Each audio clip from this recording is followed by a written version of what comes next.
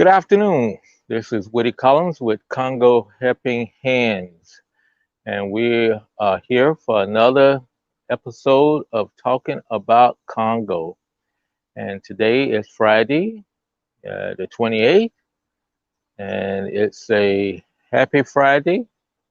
So thank God it's Friday, and thank God it just stopped raining about an hour ago. We had a big, uh, you know, windy, dark clouds, potentially hurricane, potentially tornado type weather that just blew through, and it cleared up. And so I'm outside in the outside studio versus inside in front of the camera. So, but this is uh, Woody Collins again, and thank you for stopping by. And also like that, before I forget to ask you to make sure you subscribe to us on Facebook, on YouTube, so that you can get these broadcasts at your convenience. Okay, let's get started and talk about Congo. The first thing is we have a big event happening in Congo tomorrow. We will be actually inaugurating a school that we have renovated, and that's going to be uh, at 9 o'clock. Well, actually, it's going to be at 10 o'clock. We'll probably start live streaming at 10 o'clock tomorrow morning. That's 10 o'clock Eastern Time, and we're going to get some live streams of the actual ceremony and also how the building looks. I've had, it's been about 3 weeks or more since I had the pictures of the building. It looks good.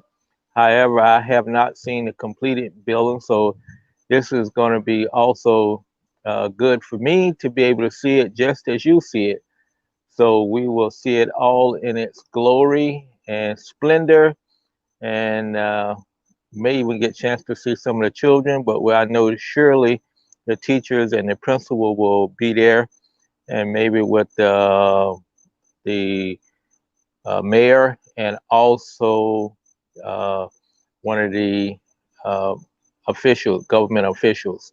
So that's what we got scheduled tomorrow at 10 o'clock uh, tomorrow morning. But so let's go ahead and talk about what's going on with the digital divide in Congo. The digital divide, and what brought this up was I had saw a article, and they were talking about the digital divide, and we're all familiar with that, and we know that there's a divide here in the United States where people don't have computers, and it's been demonstrated and being shown as we went into COVID that some students was not able to keep up with their lessons because they didn't have computers at home or they didn't have internet at home. So they were not able to keep up with their studies as much as some of the other kids. So that's the digital divide as we think about it here in the United States. But think about those two things: not having a computer, two, not having access to internet, and also, what about electricity? One of the teachers were talking to some reporters that came through doing surveys during May of last year, and they said, "Oh yeah, our government is now they're putting the lessons on television and they're going to be broadcasting them." But the whole thing with is most of the people in the Congo don't have televisions, and most importantly, they don't have electricity. So how can you have close the digital divide without electricity? Where here in the United States, yeah, you may have people who don't have a computer or they don't have internet access. However, you don't have to worry about not having uh, uh, you don't have to worry about them not having something like uh, electricity. So that's one thing we have to think about and reconsider when we talk about the Congo. Is the digital divide over there is a lot different. It's everything that we have plus more. So let's think about that. They don't have electricity.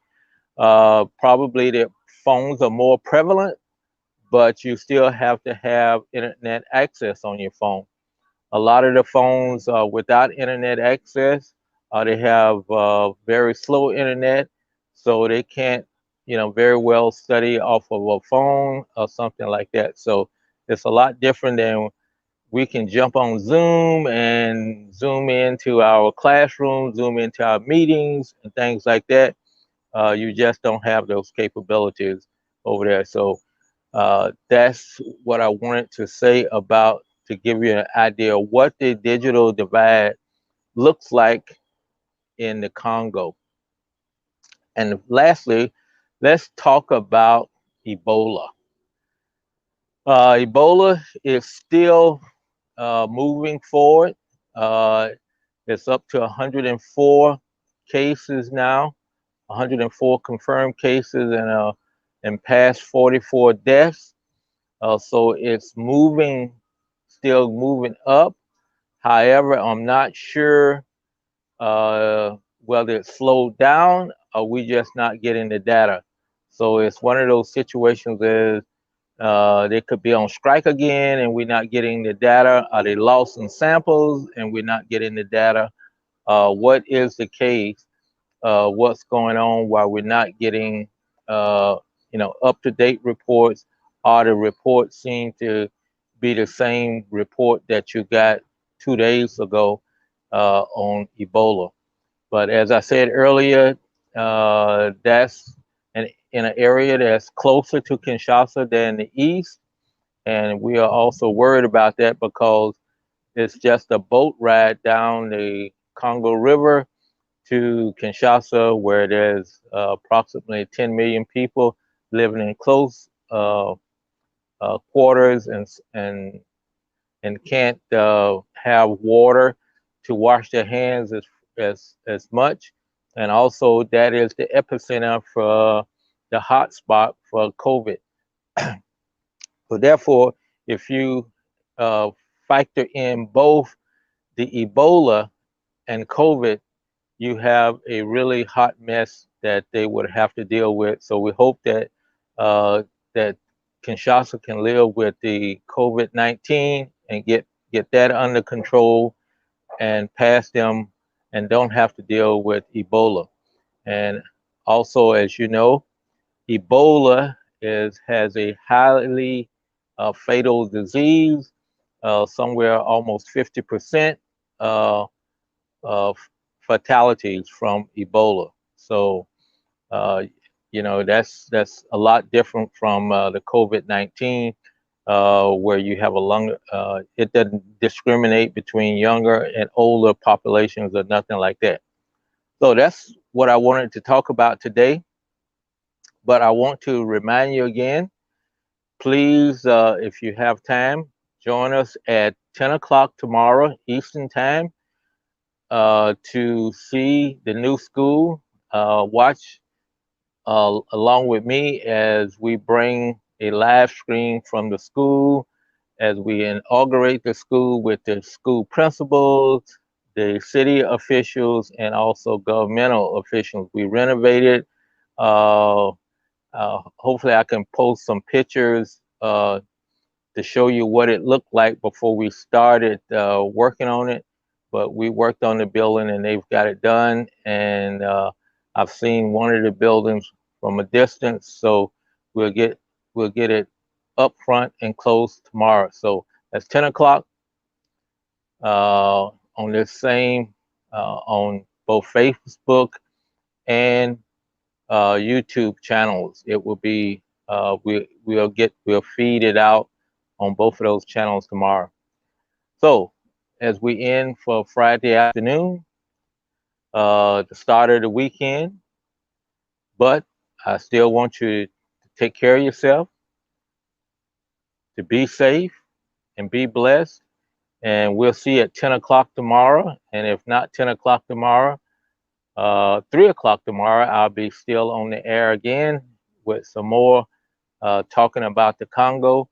But tomorrow is going to be an extra day that we're going to bring in a special feature of what's going on in Congo with the school. It'll be about 4 o'clock in the Congo, 4 o'clock in the afternoon. So it should be interesting and see what's going on and maybe see how well the construction crew renovated the building. So take care. We'll talk to you later. Be good.